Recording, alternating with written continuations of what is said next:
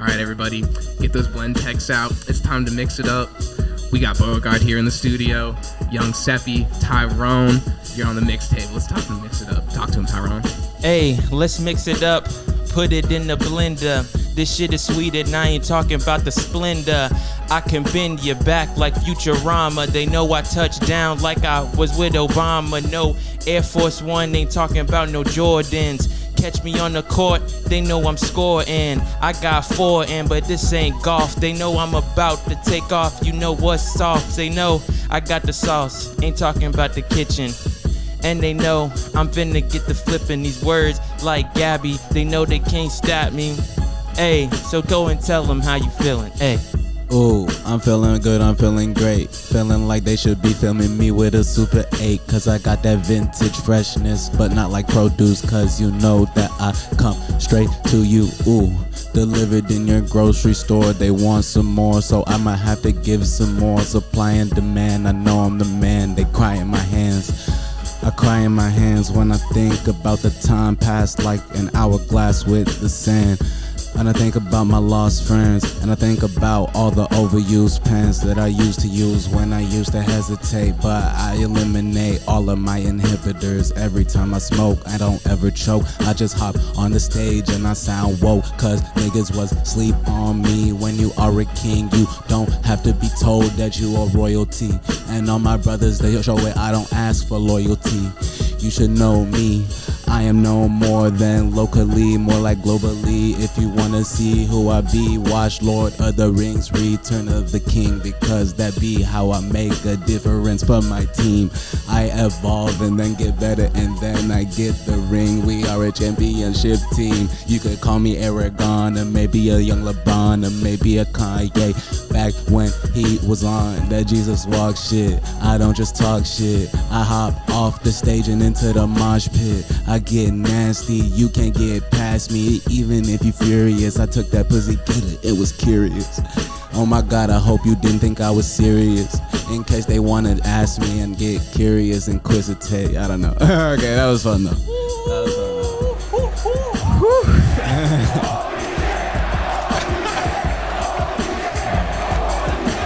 Oh my goodness, ladies and gentlemen. How are you doing? Shit. Welcome to the mix table. I guess I gotta bring a bit. Welcome to the mix table, ladies and gentlemen. I am your host, Tyrone McClendon. I am joined here by my co-host, my DJ, my producer, my best friend, Mr. Young Seppi himself, Young Joseph Seppi. Middledorf. Hello to all the beautiful people out there. Thank you for tuning in. Thank you for coming. Yo. It's going to be a good episode. Y'all chill. And look, hey, people, please. They hype for a reason, within reason. Ladies and gentlemen, our guest today at the mix table is none other than the rap game Bo Jackson himself, Mr. Boregard. Action. Bo, I gotta tell you, man, as you all see, I have a soundboard here with a myriad of different sounds here for different occasions.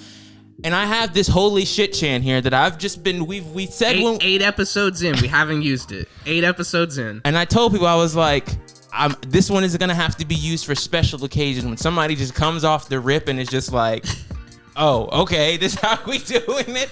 Hey, that's how I was feeling. Well, you've certainly made an entrance for yourself, but for the people watching, tell them who you are and what it is that you do.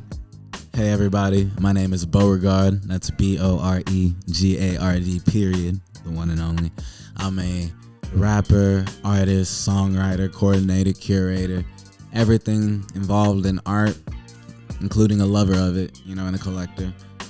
That's what I want to be, that's what I am, and I've declared it, and that's me. Beautiful, beautiful, beautiful, beautiful. Well, we're happy to have you here. First of all, I got to compliment, like I said, the Chelsea jersey. We're big blue over here, so, gotta love the And shout out to Frico. I caught this custom piece from ATL Collective. All day, every day. Well, Bo, like I said, man, it's so great to have you here. And you've been, the last time we spoke was on a previous podcast about a year ago and some change in the middle of the pandemic. A lot of things we were trying to figure out around those times. So I guess, just right off the bat, how have you, since then, now, how have you, gotten in the rhythm of things during this whole time?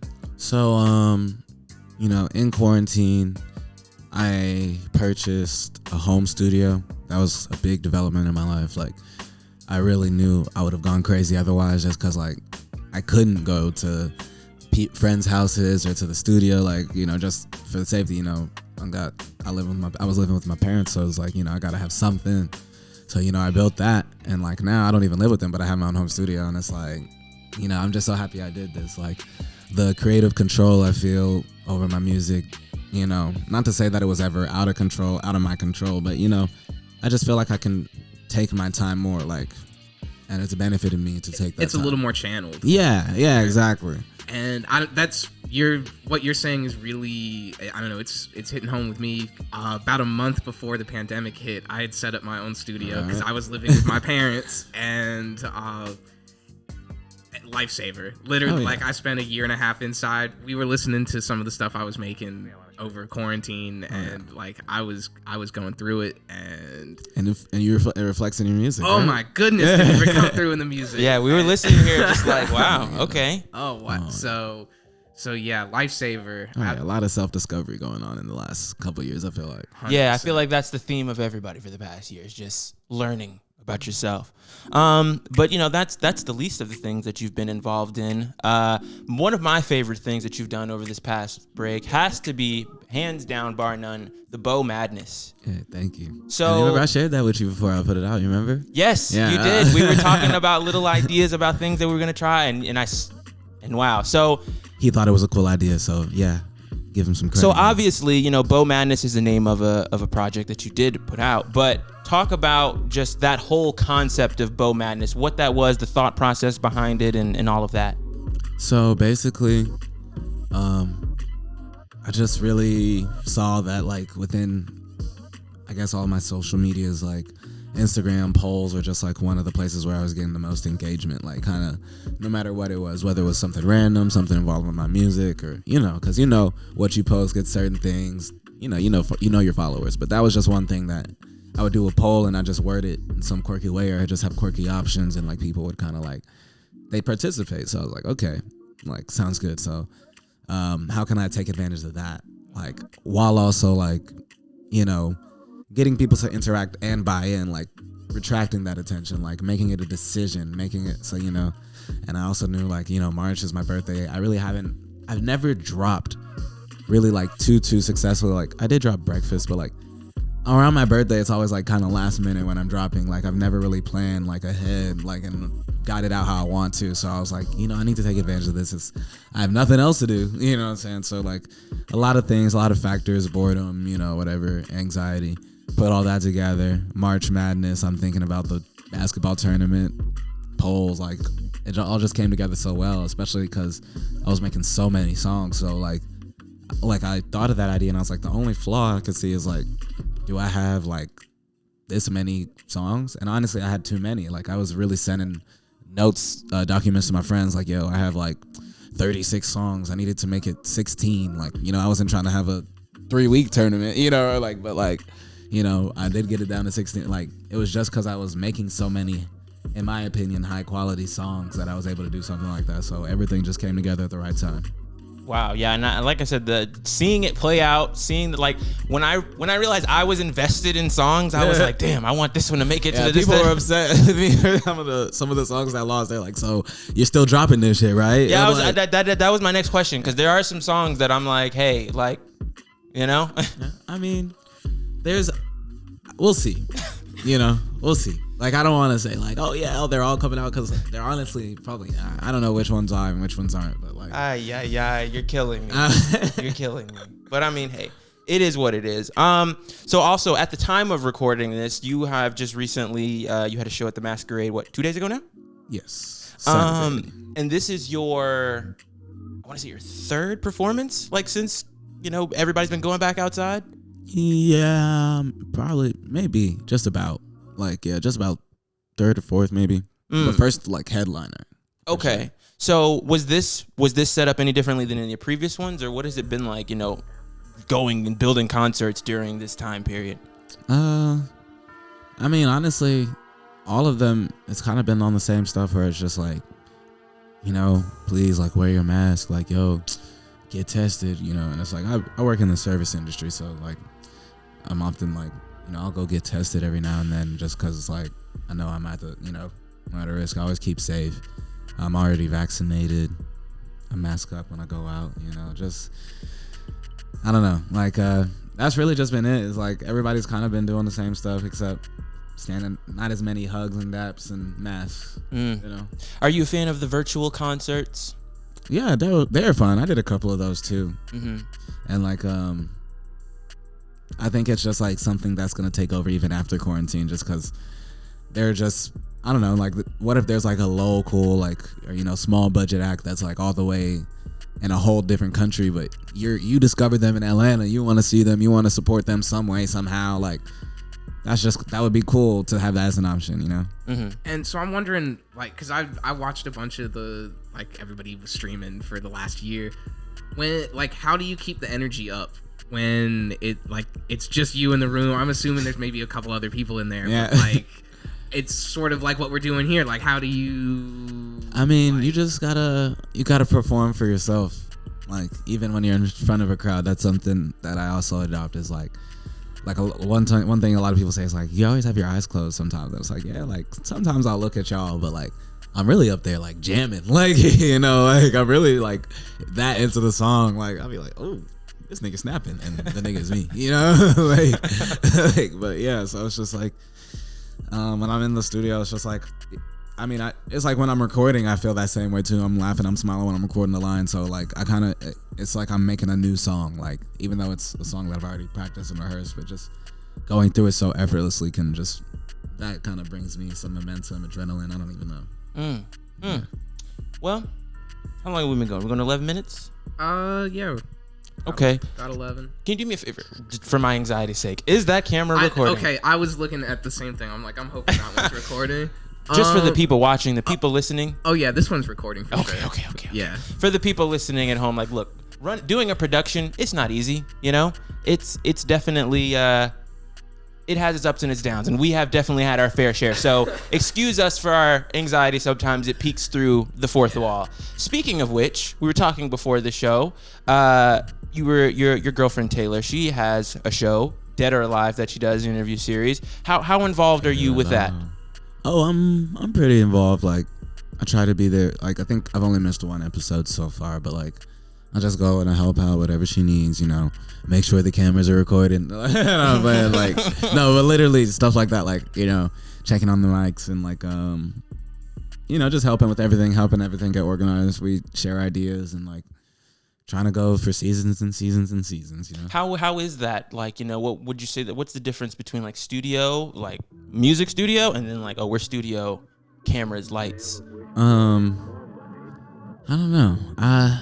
Both of them have like an air of like, we know we can get serious, you know, but like the less serious we take it, the more pleasurable that it will be. Like, you know, it's like, if, you know, I just feel like both of them, the key is just reaching that threshold of like letting loose, but like having that order. So that's one thing they have in common. What I would say is different is like, you know, with the other studio, I'm literally behind the scenes, well, as opposed to like music studio, you know, usually I'm the focus, you know, which, you know, I guess I like that more. Things moving on my time. It's good to play both sides, right? Yeah. Okay. All right. Well, I think the conversation's been really good. I've really been enjoying it. But, you know, obviously the show is about freestyling, you know, so we have to incorporate that. But we want to keep the conversation going. So we're going to keep the conversation going, but through freestyling. Okay. So I'm going to toss it over to Joe, and he's going to explain the next part. All right. So this is, if you remember earlier, we asked you how you were feeling. We needed a word. You said cryptic. So I have pulled up a cryptic type beat, and we're just gonna see where it's going. Oh God, so please be good. So this segment's called "How Do You Feel?" And so I'm gonna pose a question to you, and then I want to know how you feel about it.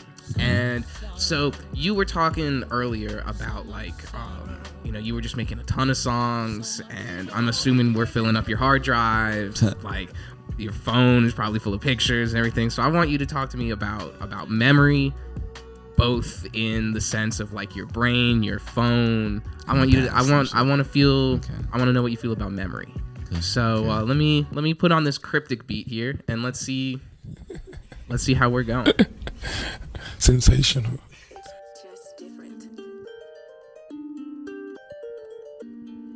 Be careful what you feed yourself. Hey.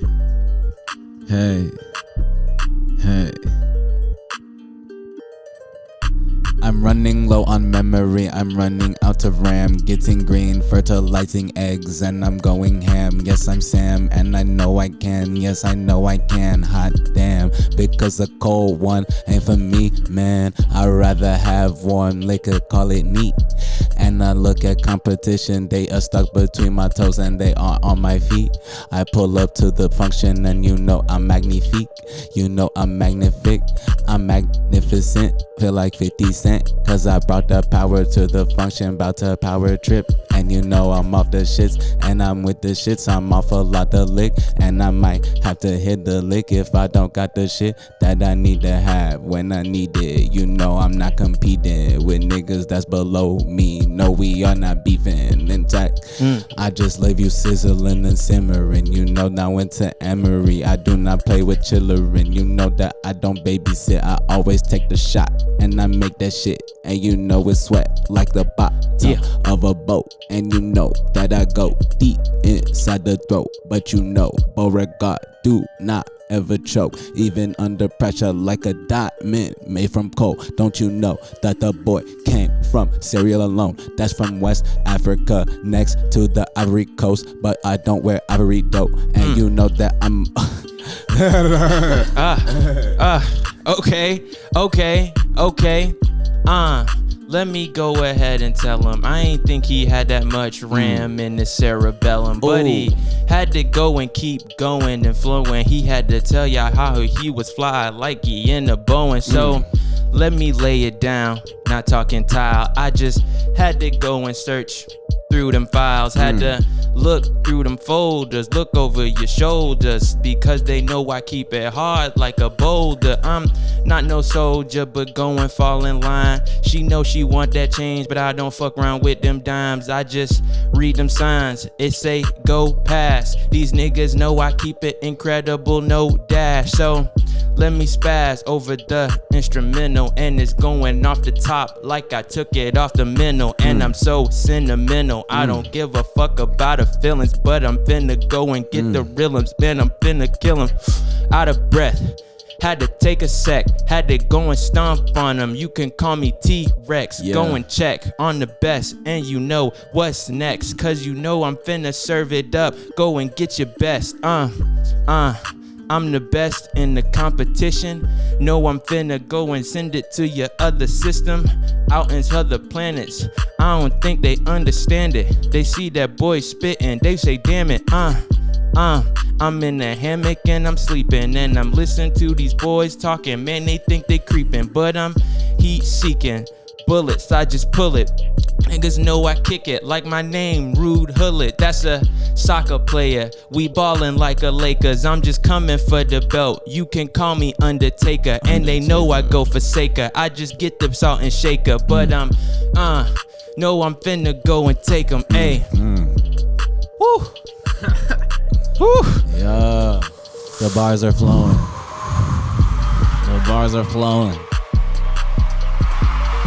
It's getting hot in here, boy. It's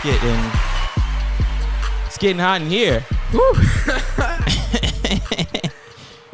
This is gonna be an episode. This is gonna be an episode. This is gonna be an episode. Young Sippy, what you sipping on? A little margarita, a little peach margarita. Does the guest get some margarita? Can I get some margarita? We can do that. Yeah. We can do that. Put a little instrumental. You can vamp. He'll go get your drink really quickly. Yeah. Okay. Let me My just. brother. That looks good. I'm just saying, you got the glass and everything With that the shit looks straw. So fancy. I'm like, Now, while he gets you that, he did have an important question that I want to ask. Actually, yeah. I'll pose this question, and then, but I guess okay. So, how short would like prime athleticism Jackie Chan need to be for you to feel comfortable taking him in a fight? there's no height where I feel like unless he was literally like 6 inches tall. No, that's like I feel like I could maybe take. And even then, I would still be like, yo, but he knows things about the human body, like 2 and he has new angles to really 2 foot tall Jackie Chan. Nah. Maybe. Nope. 2 foot. That's too many feet. Because we were talking about it that like he can still throw stuff at you. Like he's still very resourceful. But 2, like you could kick like 2, like he just doesn't weigh that much at 2 feet. Size like, was never his most formidable weapon anyway. So you're gonna have to greatly decrease it to make it a fact. Like it has to be like hysterical. You know what I mean? Well, I'm gonna give my side. Okay. So, like I was saying, I think it's more a question of weight, you know, because if he doesn't have enough weight to move you, then what do I really have to fear? I don't think, like you said, he That's can. True. He the can. Weight and the range, yeah. He can. That is true. He can throw things at me, and yes, Jackie Chan is known for his resourcefulness. Like, you know, we've seen the Rush Hour. He'll literally pick up a spoon and find a way to take you down with it. But I feel like if he can't move me, like if he just physically just like bounces off me, then I don't have. So now, reverse side of this, I mean, I guess we'll just take it there. Now, let's just say there was a person who was blind and deaf. How big would they have to be before you felt like they were, you know, before you felt like you couldn't take them down? I mean, so they can't see you, they can't hear you. That would be real quick. I want to say about the Jackie Chan thing is that like also the smaller he is, the faster he would move. That was also a point we had. He's super elusive. Like, yeah, if he has less weight for himself to move, he can put more force and stuff on. It's like if he's like Ant-Man, like he gets in your ear, it's over with. You know what I'm saying? And that's another thing too. Is speaking of Ant-Man, I don't know. Does his like strength proportionally change as he gets smaller? Because he may be stronger the smaller he gets. I'm glad to hear it. But another thing too, like if he's 2 feet tall, he could get behind you real quick and just like take your knee out from like behind because he's already down there. Yeah. So. It's hard. But who's the next? You said blind and deaf. How big they would have to be? Yeah. Before I mean, what am I? I'm like 5'10". I don't know. I'm not like really a fighting person, so it's not. This is a hypothetical. This is a podcast full of pacifists here. Yeah, but, we don't fight. I don't know. These are just the things that when you're producing a podcast. These are things that come across. So we would be at a disservice if we didn't ask you. Yeah, you're right. So my answer, or lack thereof. I would have to say like 8 feet tall, like, or actually no, 7 feet tall. Like I'm not that tall. Like I don't know. If you really were like a menacing 7 feet, I feel like even if they you can't knew we see were fighting. Even if they can't see or hear you. No opening, maybe? I don't know. I don't know. Maybe. Once again, I just fell back on the weight thing. If it gets to a point where, like, whether they're blind, they can't see me, if they just, like, move their arm and I'm like, oh, then there's no choice. But I don't know, because we were talking, and because then the other twist is like, okay, now what if you had, like, some type of weapon? Like if you had like a machete or something. Now I want to move on. Just cause, These are the things that, like I said, we have to ask. We have to ask. We ask the hard-hitting questions around here. It's the important stuff here on the mix table. It is what it is. So one thing that has been a trend that we've been asking people over the past couple of weeks or, past couple of shows, we've been really fascinated at what people geek out over. We've been talking, it's very rare because internet culture is just so, everybody knows what everybody's into. It's very rare you meet somebody who has like one specialized thing that they are just like, I know this and I can talk about it forever. So what is that thing for you? Well, I don't watch anime, so I can't think of anything. Just kidding. Yeah, I literally love anime to death. That's one of them for sure. I was really big into the Yu-Gi-Oh game. Interesting. Like I love just like whooping people in it. That's like a game I was good at. Because I really, to this day, I really don't know how to play the Pokemon game. I remember being a kid, getting the cards and just being like, these are cool. Yeah. You know what I'm saying? Yeah. I did know how to play, like I knew the rules, so like that was fun. But of course, like anime, what else? WWE wrestling. When I was younger, I used to like really like Oh my gosh, like Evolution, D-Generation X. I love this song. Those were some of my freaking favorite Another thing that I've been pushing on him heavy since he's been here is wrestling. Yeah. Super heavy. I've been pushing that one on him. And he has conceded to one point throughout of wrestling. You know, there is the hoopla, all that. But one thing he can agree to is that entertainment value. Well, that, and then if you start viewing life through the lens of wrestling, everything is wrestling. Everything is wrestling. The rap game is wrestling. wrestling. Politics is wrestling. This is wrestling. It's all wrestling. I'd like to hear more on that theory. Okay, let's break it down a little bit here. I'm glad you asked. So let me just break it down for you people who don't know. I'm sorry to break it to you, but wrestling is not real. Don't know if you guys knew that. It's not. It's scripted. What? Wait, yeah, we gotta put a warning or something on this episode for the kids watching. Spoiler alert! Skip the next 15 seconds. No, yeah, Santa Claus, totally real wrestling. Sorry, this is where you find out. But I'm sorry, kids. So in the whole thing of wrestling, there is obviously it is not real, but it does this unique thing where it's not real, but it's not real. Well, we're getting to that. It does this unique thing where it exists in both spaces. It is both real and not real. The people you see on TV, they are portraying a character, but at the same time, you are watching a person do their job. So when you take that framework and you really just put it into the guise of things that you see, take example of somebody like Kanye West. Kanye West does all of these things and you look at him and you're like, this dude is crazy. Like, he can't possibly be doing all this. But then you hear stories behind the scenes where you're like, oh, he meant to do that. This was all a part of the plan. This is exactly what he wanted you to think. Like, he's with his friends like, yeah, damn, they think this. This is crazy. Like, and then that information gets out. So then the next time Kanye comes out and says, oh, new album, I'm running for president, you're now questioning yourself saying, am I looking at Kanye West as the person tell me this? Or am I looking at Kanye West as the character talk to me? And that type of thing, I feel like maybe by so many different other reasons, you could blame social media, you could blame whatever. But that sort of mentality has sort of fell over into everyday life. We all kind of portray these characters and we play into the kayfabe stories we all believe. You hear them all the time. Niggas ain't shit. I gotta get a girl a Birkin. All these just narratives that we all just say are true because that's the script, that's the story. But we're all just playing characters in this thing. So it's all wrestling. And that concludes my TED Talk. At least social media is wrestling. Oh, definitely social media. Definitely a lot of, every time somebody gets, Soulja Boy right now is probably like the equivalent of like Macho Man Randy Savage. When he gets on there and he's like, fuck this person, blah, da, da, da, da, da, da. It's like, wow, like, when's the pay-per-view? Right. Exactly. So that's just kind of my whole spiel on that. So obviously that's what I geek out over. There was supposed to be a pay-per-view. There literally was supposed to be a Soulja Boy pay-per-view. Oh yeah, there was. And I'm sure, and he's had some before, hasn't he already? Like, well, he just keeps teasing them. Yeah. I remember he was supposed to fight like Chris Brown or something on pay-per-view. Which, I mean, hey, it would have been a long night for him, but I don't want no smoke, Big Soulja. So, let's see. What and music, obviously. I feel like I do nerd out over music. Now let me ask you this: what part of music do you nerd out over? Really, really like funny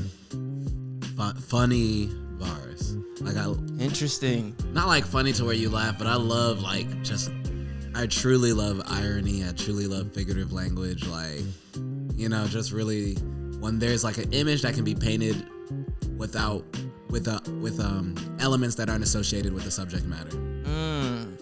So you're real big on like lyrics, writing, just poetic device, poetry in general. Like when I can like really I can describe things in a kitchen to tell you about a relationship, or if I can like describe a day at work and tell you how it relates to like a long life. You know what I'm saying? Like, you know, I just love when an artist successfully does that. I'm big on that too. When I nerd out over like rap specifically, it's strictly like lyricism. I'm real big on like wordplay, but me right now, I've been real big on like syllables. You know, I'm real big on when people right now, like when people rhyme certain things in certain rhyme schemes, it just, I don't know. I just love hearing it. And I love reading the lyrics and looking at it and be like, damn, he picked the rhyme scheme up here and dropped it and then brought it back right over here. Like flow is everything to me. I love like a good flow. Like you could really be saying some silliness, but the thing is, music is self-expression. So if you really felt strongly enough to say it out loud, to yell it, to record it on a track, who am I to really say whether or not it's like valid or invalid, you know? I mean, if you're lying, then you're lying, you know, whatever. But if you're telling a story, you're telling a story. But even if you're lying, it's all wrestling at the end of the day. And Ding, ding, There you ding, go. ding. so There you go. As long as you can portray that character and you can sell some tickets, that's all people care about. I wanted to ask you about the rapping thing. So being a person, because I know I've tried to, I'm taking my little hand at writing here and there.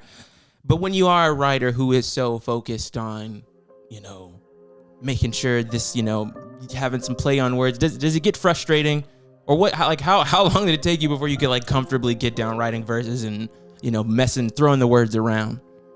So really, my process has changed over time. So I would say like early on, I just had a fascination with the words themselves. So there would be certain words that I would just try. Like I would have like I literally remember one time like in high school, like ninth grade, or maybe not ninth grade, but like with this specific English teacher, Mr. Williams, we were going over poetic devices, and every time we'd go over one, he would want us to like write a poem with like using that poetic device. Like there was alliteration, there's like, just an example of each one. And like I literally remember like two of the first songs I ever like recorded like and put out were from that. Like I don't know, like I literally just, it came from like a raw like focusing on one thing and like writing around it, to now I kind of approach it to where it's like all of those devices are just consistently in my mind, and it's like I play shuffle with them as I'm like just like going line by line, like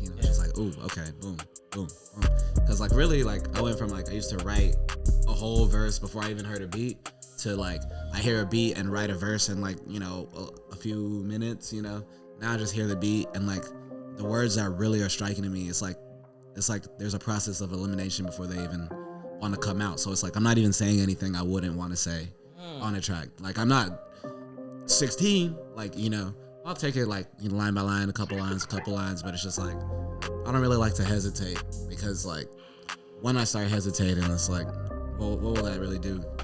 Yeah. For me personally, I just know I'm an anxious individual. That's one way that I beat my anxieties as too. So I love making music. That's very real. I always think back of the J. Cole documentary he had for what is off season, and he was like, yeah, the first line is always the hardest. But he's like, you just gotta trust your pen that it's gonna take you where you need to go. Like, so I very much get with that. And that, like, the first line is absolutely the hardest. So I'll, like, when I don't have a first line, I'll just, like, something like, I like green eggs and ham. There we go. Yeah. I'll come back and get rid of it. And, like, now we have started and I've got a direction. And then you can come back and pick a good opener on this verse that you've written. But, like, sometimes... You fuck with that green eggs and ham line I said. Absolutely. I said I be getting green fertilizing eggs and going ham. Well, that's because we were talking, like... You did that. I love clever bars, and he was playing me some of your music earlier, and you had a line about denominators.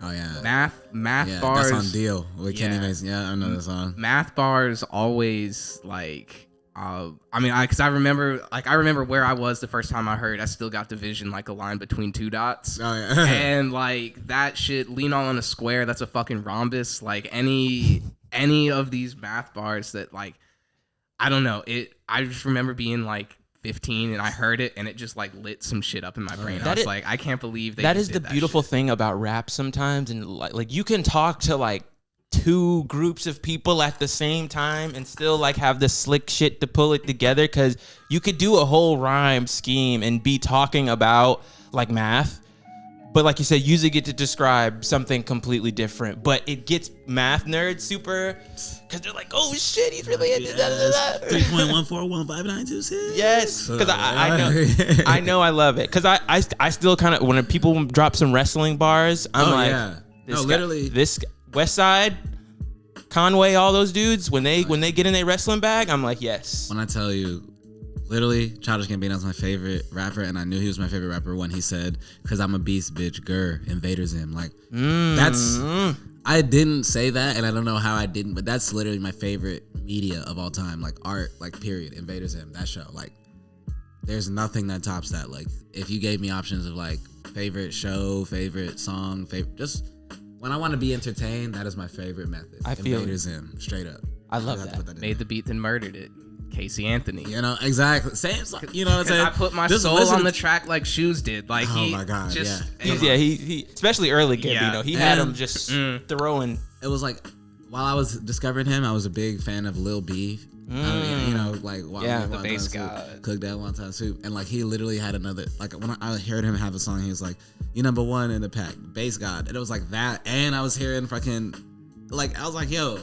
The two things that like I'm nerding the most about in my life, this man is like casually rapping about them and just articulate. Like, yeah, man. He's the one, you know.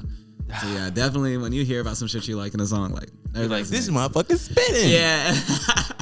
Crazy. Okay, well, Bo, we've made it to our final segment of the day. I mean, not like you really fucking struggled to get here. So, no. But this is our final segment, and today we're gonna play a little game. This game is called Spin the Block. We call it Spin the Block because what we have here today is our oh my gosh, wheel of topics.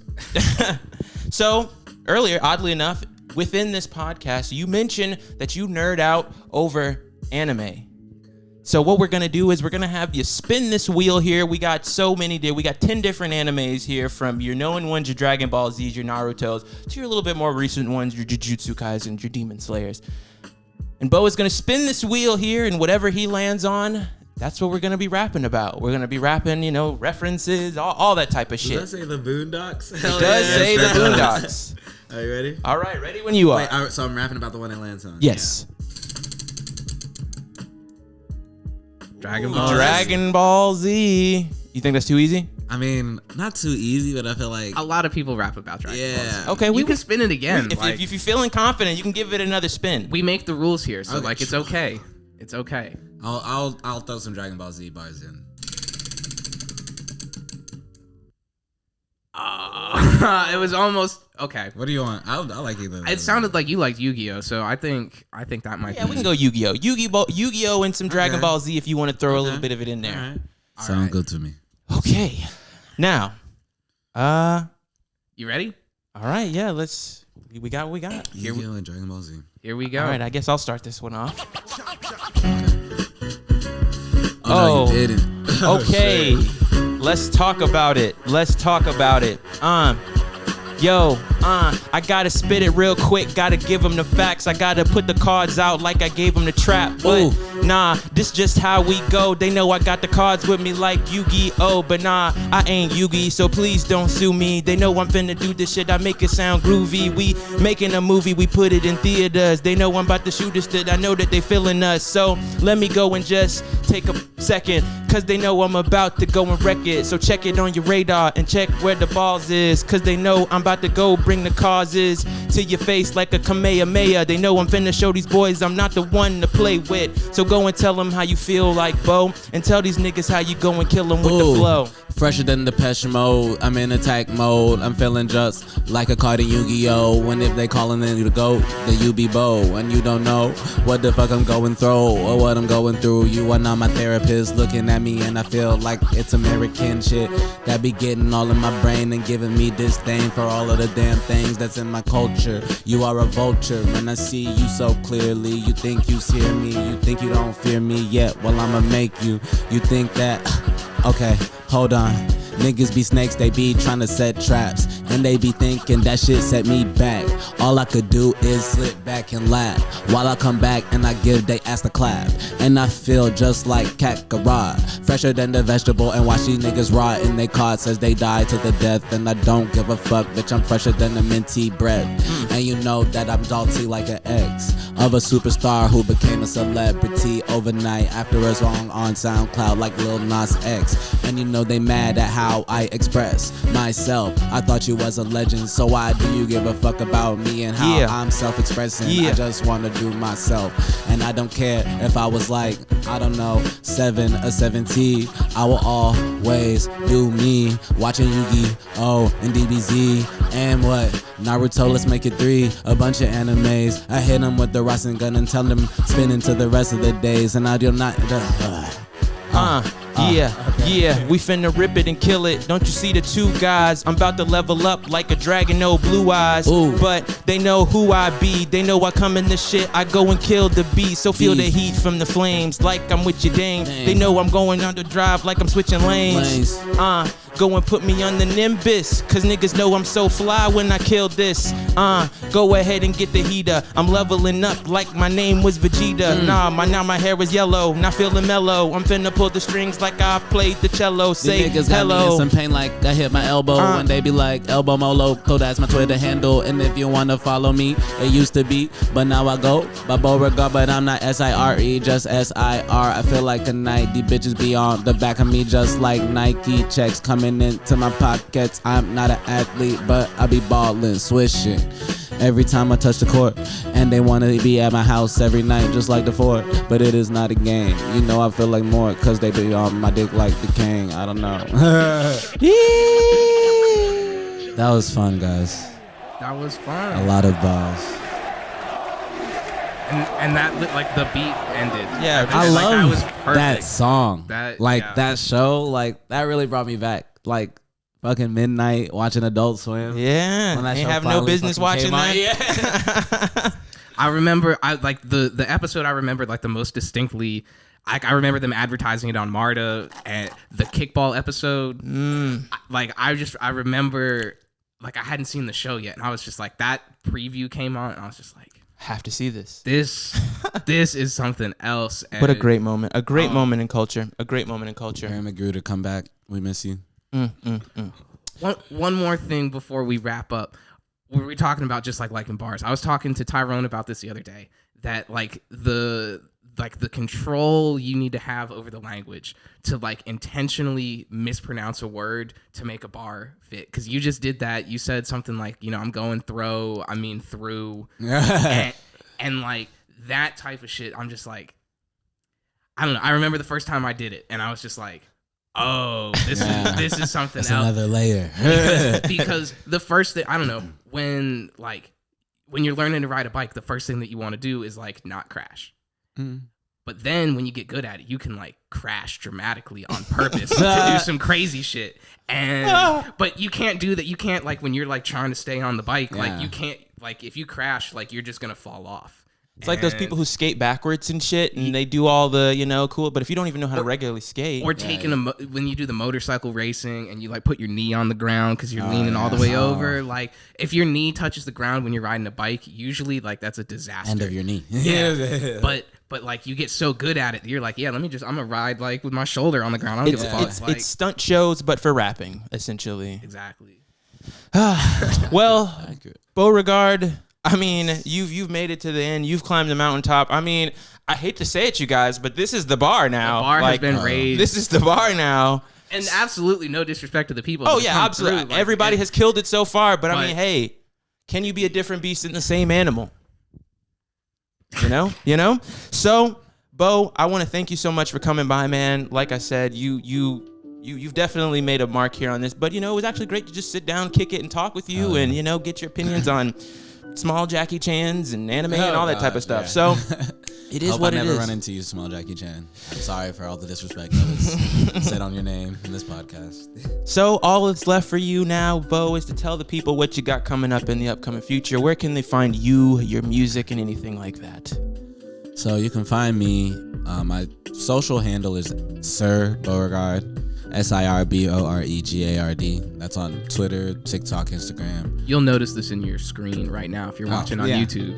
Like ding, or I don't know. But my name is Boregard, BOREGARD. Period. Don't forget the period. Because I am the one and the only. Just look out for the Beyonce Knows music video for sure. Like I've been waiting.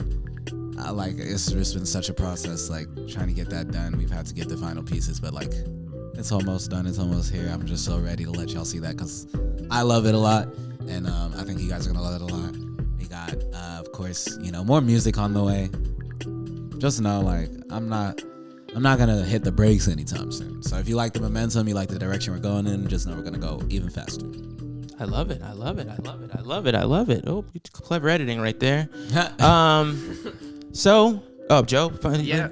And remember, go check out all these producers. Like, there's going to be links in the description. Go support this community, spend some money, buy some beats. Like, they're the reason this show is possible. So, And there you have it, ladies and gentlemen. Well, I want to thank you all. Well, once again, thank Joe for being here. I want to thank Bo for being here. Damn, how did I not put that together? Joe and Bo? Fuck. Okay, anyway. But that's going to do it for this episode. Tune in next time where we're going to be mixing it up with somebody else. Thank you guys for listening. Have a good one.